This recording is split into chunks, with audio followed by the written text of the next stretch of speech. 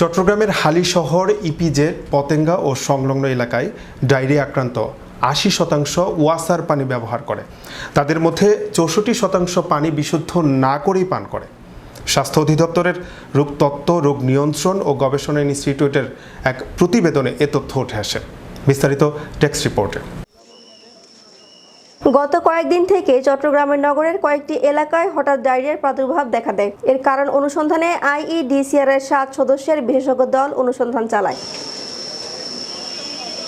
বুধবার আইইডিসিআর এর পরিচালক অধ্যাপক তাহমিনা শিরিনের কাছে প্রতিবেদন জমা দেওয়া হয়। প্রতিবেদনে বলা হয়, নিরাপদ সুপেয় পানির ঘাটতি, বিশুদ্ধ না করে পান করা, পরিষ্কার পরিচ্ছন্নতার অভাব এবং ট্যাঙ্ক জীবাণুর মাধ্যমে দূষিত হওয়ায় চট্টগ্রাম সিটি কর্পোরেশনের ৩৮, ৩৯ ও ৪০ নম্বর ওয়ার্ডে ডায়রিয়ার প্রাদুর্ভাব হয়েছে। এসব এলাকার অনেকাংশ প্রায়ই জোয়ারের পানিতে নিমজ্জিত হয়, ফলে সরবরাহ ব্যবস্থার যে কোনো ত্রুটি পানিকে অনিরাপদ করে তোলে।